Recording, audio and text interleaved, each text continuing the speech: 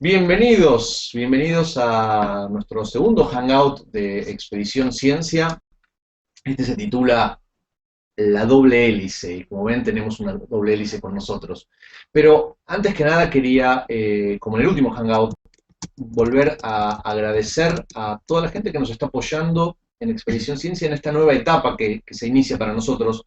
Queremos contarles que dentro de poco se va a abrir la convocatoria para el nuevo campamento que vamos a realizar en el verano, de nuevo en los lagos y montañas y bosques del sur, patagónico argentino. Y en esta nueva modalidad estamos tratando de encontrar financiamiento para las becas que siempre damos todos los años a través de la donación de individuos como todos ustedes que nos están escuchando y nos están siguiendo. Quiero contarles que ya tenemos 3 de esas becas aseguradas, necesitamos básicamente 10 para llegar al número tradicional de becas que siempre otorgamos año a año. Así que bueno, muchísimas gracias. Y con respecto a la doble hélice es la estructura de la molécula de ADN que fue elucidada en 1953 por Francis Crick y James Watson. No vamos en este hangout a explicar todas las bondades, ni las características, ni cómo se llegó científicamente a proponer una molécula, una estructura para una molécula de esta naturaleza, pero sino simplemente contar algunas cosas que alrededor de la historia que muchos estudiantes de biología conocen muy bien y que muchos estudiantes de ciencia y curiosos de la ciencia conocen en realidad con bastante detalle también. Por supuesto, igual vamos a estar abiertos a través de nuestro sitio en Facebook para contestar cualquier tipo de preguntas técnicas que los no biólogos y aunque los biólogos tengan sobre el ADN, su historia y la historia de Watson Crick y su doble hélice. Bueno, ya por los años 50 era muy importante dilucidar la estructura del gen. Se sabía que el material genético, que los genes estaban hechos de un material, de una sustancia en particular. Esto había sido dilucidado por experimentos muy provocativos, hechos básicamente por el grupo de Avery, el famoso trabajo de Avery, MacLeod y McCarthy, probó justamente que el ADN era esa molécula, que el ADN era esa sustancia. El ADN de alguna manera codifica la información genética que está dentro de nuestras células.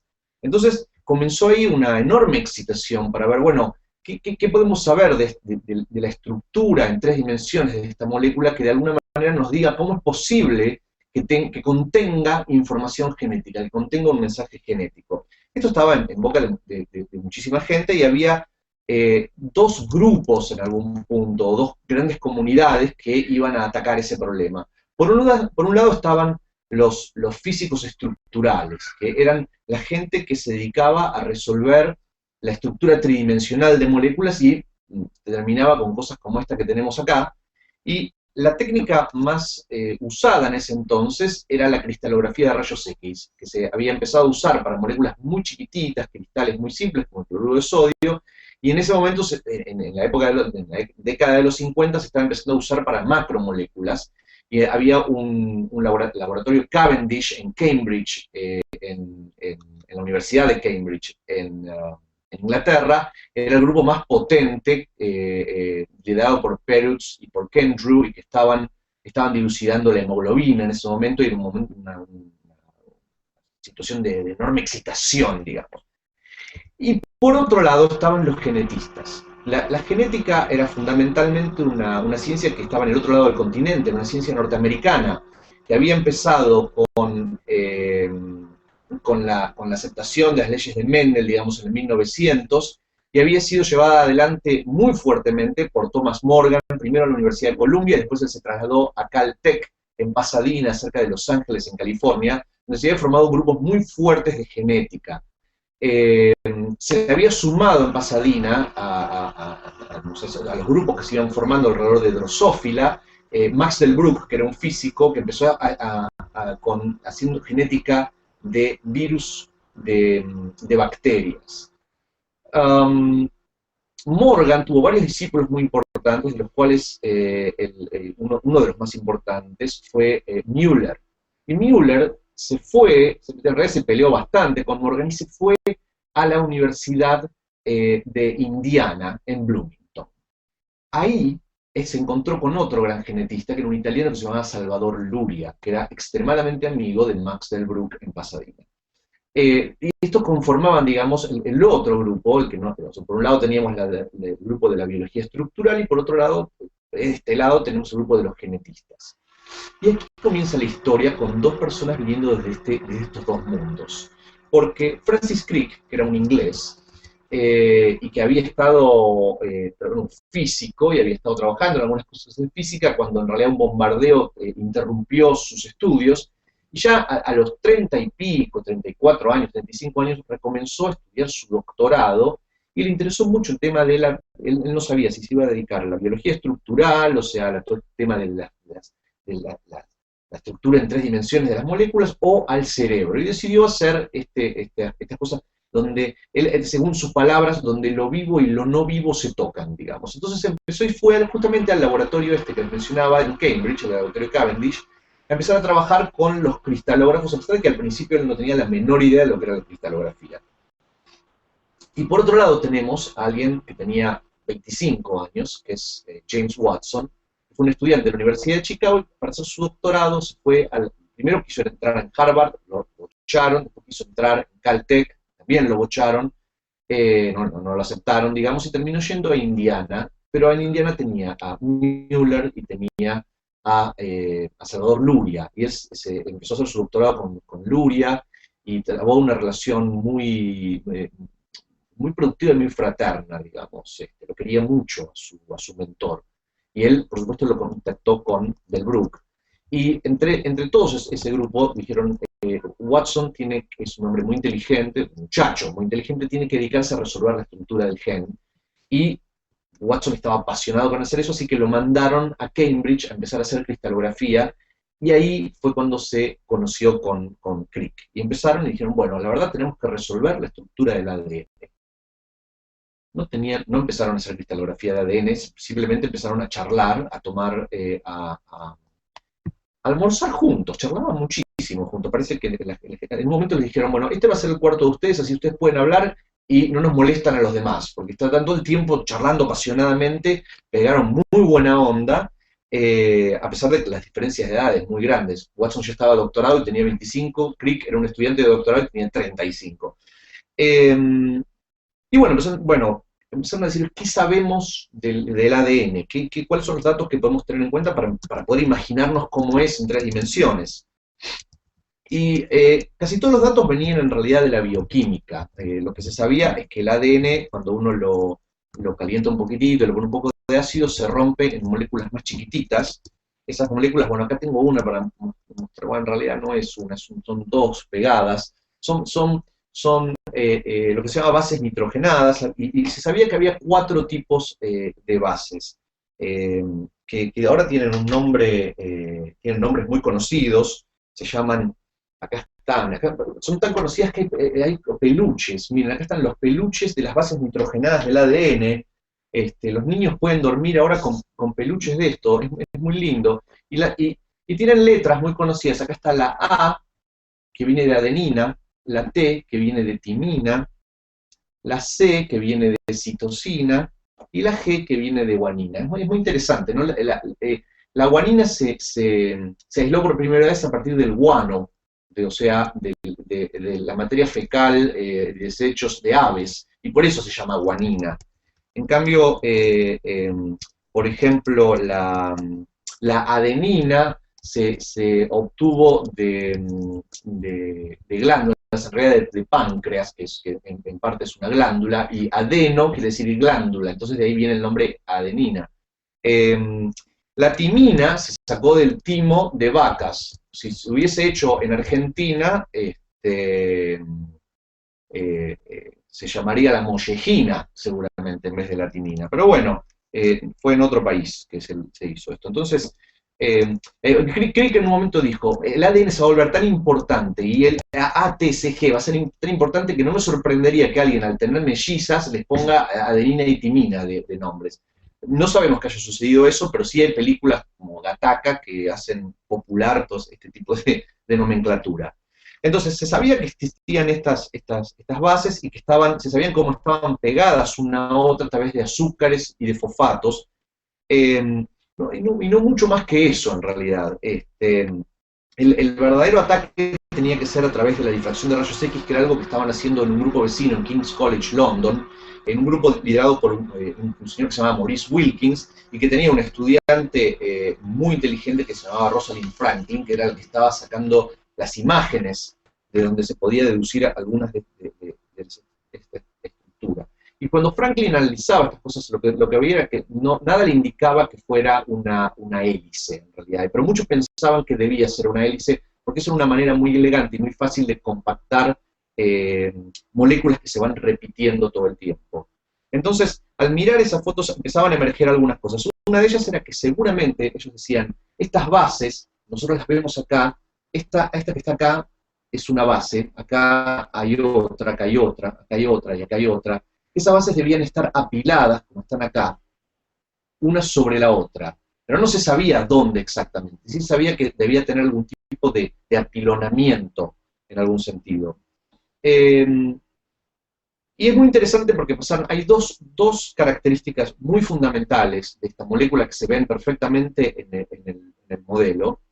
Bueno, una que es helicoidal, que es casi como si uno lo mira desde arriba, es como una especie de cilindro, fíjense que perfectamente circular que parece, pero si uno mira de costado es como una escalera, ¿no es cierto? Pero eso Watson y Crick no lo sabían. Al principio, de hecho, propusieron primero un modelo que era era helicoidal, pero era distinto, y Wilkins y Franklin lo habían armado, lo vieron y dijeron, no, esto es una bosta, es una porquería, no funciona. Ellos se desanimaron mucho, pero siguieron. Decía, hay dos características que son muy importantes y que Watson y Crick lograron ver en los datos de Franklin, cuando en realidad Franklin no los había visto. Una era que los cristales estos tenían un tipo de simetría, los cristales de ADN que estaban investigando tenían un tipo de simetría tal que si uno los rotaba 180 grados, volvían a ser lo mismo que antes. O sea, eran indistinguibles cuando uno los rotaba media vuelta. Esto inmediatamente Crick se dio cuenta de que cuando un cristal tiene este tipo de simetría, quiere decir que las cosas que están ahí adentro hay dos ejes, y uno corre así y el otro corre así.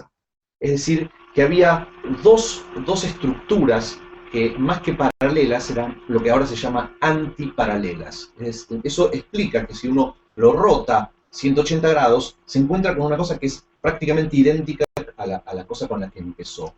Esto se podía ver en los datos que tenía Rosalind Franklin, pero ella no le prestó atención. Fue Crick el que se dio cuenta inmediatamente que esto era así.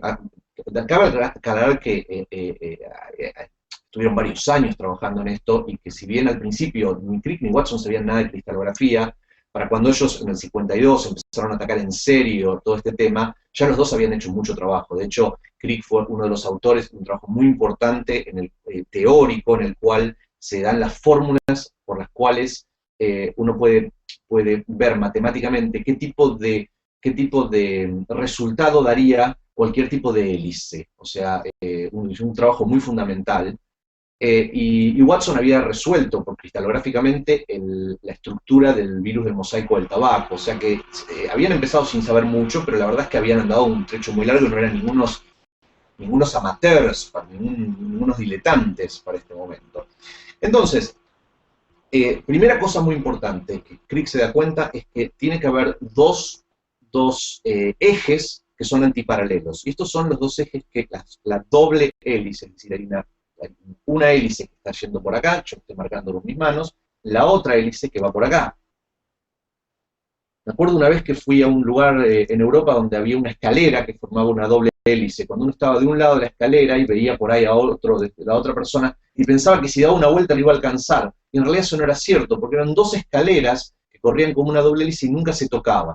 En este caso, una de las hélices, que está por acá, nunca se toca con la otra. Son dos, y una corre para allá y la otra corre para allá. Esto es lo que había percibido Crick a través de los cristales que le había mostrado, los datos que le había mostrado Rosalind Franklin.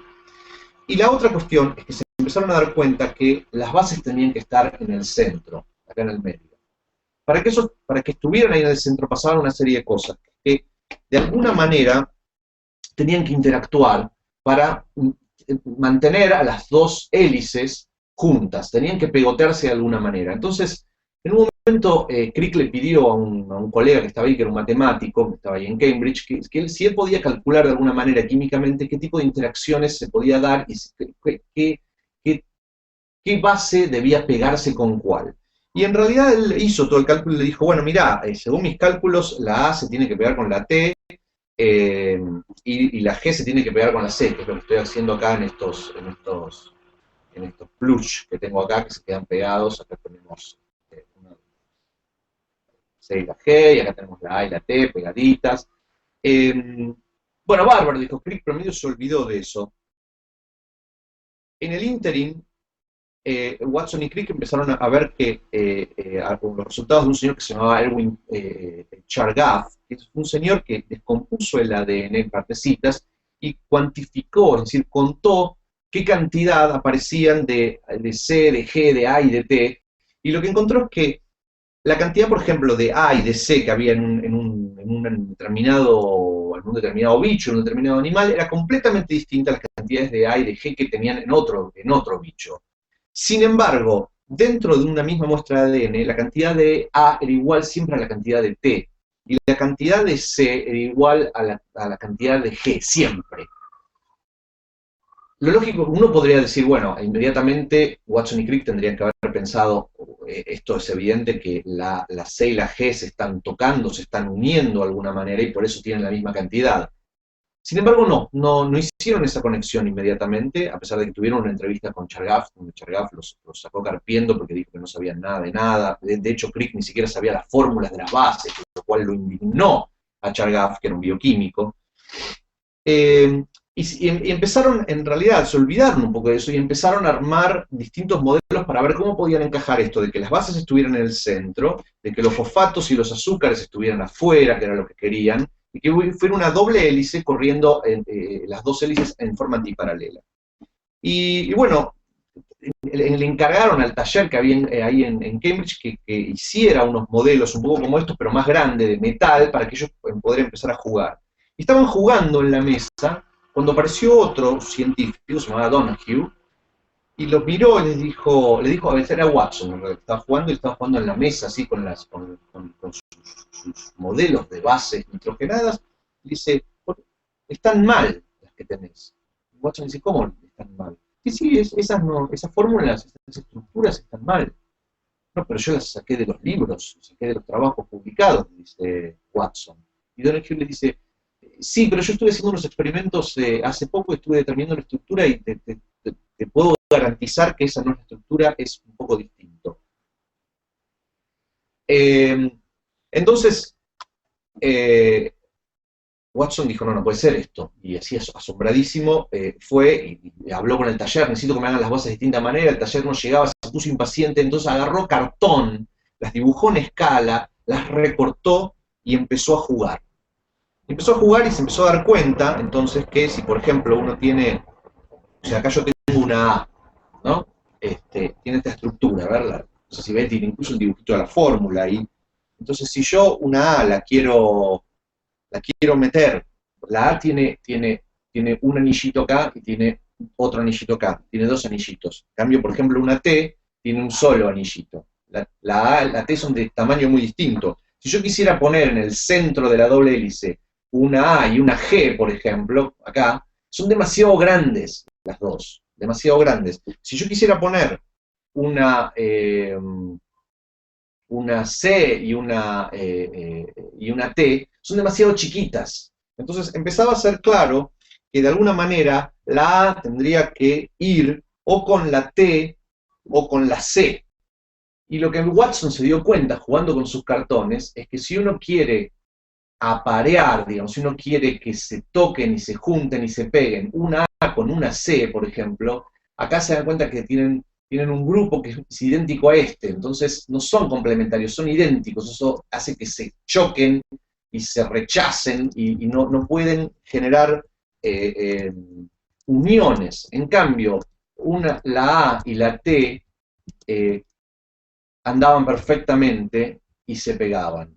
Y esto lo hizo Watson jugando con esas cosas. Al jugar, entonces, se empezaron a dar cuenta que quedaban en el centro de la hélice estos pares de bases, es decir, bases que estaban apareadas que se unían y siempre con esa regla que era que la A con la T y la C con la G, y esto le daba siempre el mismo tamaño acá, entonces por eso el diámetro general de toda esta molécula es siempre el mismo. Eh, Así que esas son las dos ideas más fundamentales en algún punto sobre la estructura del ADN que ellos con lo cual lograron armar el modelo. Uno es esto de que las dos, eh, las dos hebras de ADN, las dos hélices, corren en forma antiparalela, una para un lado, otra para el otro, y el hecho de que las bases se aparean y hay un código en el cual siempre una se une o se atrae o tiene uniones con otra, muy específicamente, siempre A con T, siempre C con G. Eh, Como reflexión, digamos, de este proceso, hay que ver, una de las leyes, una de las normas con las cuales Watson y Crick trabajaban todo el tiempo, y que no se cansaban de promulgar, digamos, de algún punto, es que ellos dijeron, vamos a armar un modelo. Un modelo es una visión de la realidad muy idealizada. Entonces, vamos a partir de la menor cantidad de datos posibles, que es una actitud, por ejemplo, muy contraria a la que en algún momento utilizó Darwin para generar su idea de la selección natural, que fue tratar de recolectar la mayor cantidad de datos posibles y buscar una teoría, buscar una idea que encajara y explicara todos esos datos. Y Watson y Crick explícitamente toman el camino opuesto, que es el típico camino que usó, por ejemplo, Mendel o Galileo, que es ignorar un montón de cosas, porque ellos decían, los datos, en realidad, pueden estar mal, y los datos solo son interpretables, y solo son... Crick decía, uno tiene que basarse en datos duros, pero los datos solo se vuelven duros una vez que encajan en la teoría. Antes de encajar en la teoría, todo está en duda, porque pueden estar totalmente mal medidos. De hecho, por ejemplo, las fotos que estaba sacando Rosalind Franklin tenían un montón de información. Entonces, ver cuál era la información importante y cuál era la información que era accidental y que no importaba, era muy difícil de hacer. Entonces ellos partían de la idea de que había que trabajar con un modelo que acomodara la mínima cantidad de datos posibles. El tema, justamente, por supuesto, es ver cuáles eran esos datos que uno elegía para poder hacerlos encajar. Entonces, por ejemplo, lo que había visto Chargaff, que era que la cantidad de adenina es siempre igual a la cantidad de timina, por ejemplo, fue un dato que retrospectivamente parece importantísimo, y ellos deliberadamente decidieron no usarlo.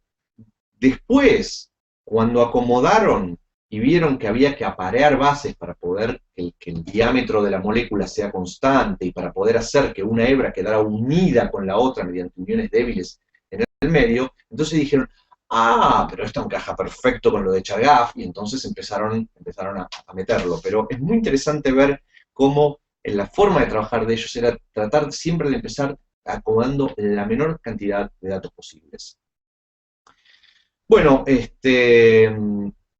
la historia es esta. Yo sé que todos quieren saber si qué era lo que desayunaban Watson y Crick.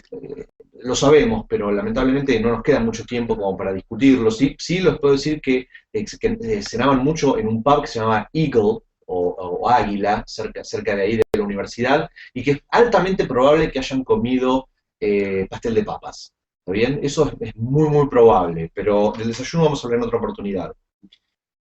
Antes de terminar, nos preguntan cómo es posible que uno podría preguntarse, ¿cómo se determinó que había A, T, C y G y habían 4 y no 500.000? Bueno, de hecho al principio se pensaba que había 5. Había otra que se llamaba uracilo, pero después se dieron cuenta que en realidad esa era exclusiva del ARN. Al principio las muestras estaban mezcladas y no distinguían bien entre ADN y ARN. Pero la verdad es que es simplemente una cuestión química. O sea, cuando en algún momento tenían el ADN que habían aislado de pus o de algunos otros lados, podían extraerlo de ciertas células, uno extraía el ADN y lo trataba de descomponer, es decir, y eso finalmente se logra calentándolo un poco y poniendo un poco de ácido, y entonces empiezan a destruir las uniones químicas que tienden a tener todo esto todo junto, y entonces cuando el ADN se rompe en moléculas mucho más chiquitas, y hay técnicas que permiten separar esas moléculas. Normalmente son técnicas de cromatografía, que eran las que usaba Chargaff, fundamentalmente. Entonces, hay muchas técnicas cromatográficas. Uno muy fácilmente, es la típica cosa que uno hace muchas veces de chico, que es agarrar y poner un marcador y hacer una raya en un papel y poner el papel en un vaso con agua, con alcohol, el agua va subiendo y va separando las distintas tintas que componen el color de la fibra. Y eso mismo se puede hacer con otros tipos de sustancias, en este caso con las sustancias que componen el ADN. Y cuando uno las separa se da cuenta que en realidad hay solo 4, que son estas, que tienen estos nombres, y incluso qué abundancia tienen, que es exactamente lo que hizo Chargaff. Así que bueno, esto en realidad hay muchísimas más historias de alrededor de esta molécula, alrededor de todo el inicio de la biología molecular, que ilustran muy bien las características de la ciencia. En este caso, nosotros elegimos hablar solamente de esto, de cómo Watson y Crick estaban idealizando en algún punto. Otras cosas de las que se podía hablar, que conectan mucho con lo que hablamos otra vez en el último Hangout, que tienen que ver con el uso de modelos casi como una forma de juego, ¿no? Los cristalógrafos querían ver dónde estaba cada uno de los átomos y querían obtener eso como un dato, o sea, hacer una radiografía en algún punto de la molécula y poder ver, y no especular hasta no saber dónde estaba cada átomo. Y Linus Pauling era el tipo que decía, no, especulemos, juguemos, la química nos dice que ciertas cosas son posibles y ciertas cosas no. Y con tijera y papel, en un momento de enfermedad, afiebrado, empezó a armar su alfa hélice.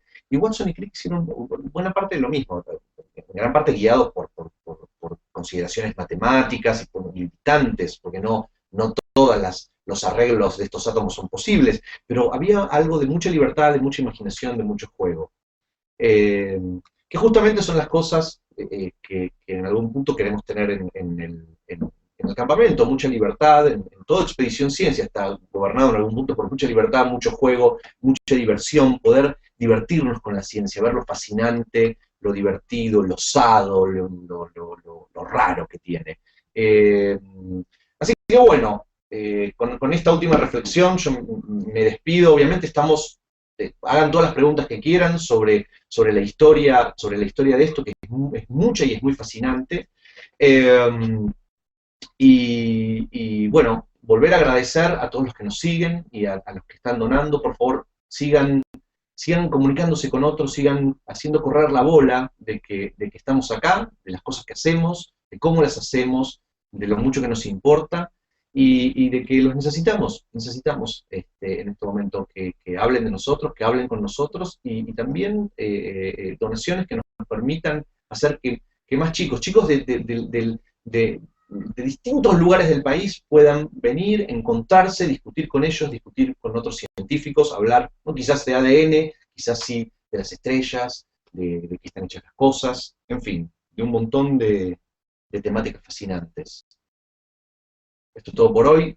Muchas gracias y nos vemos. Moléculas mediante, curiosidad, preguntas, hipótesis mediante, nos volvemos a encontrar.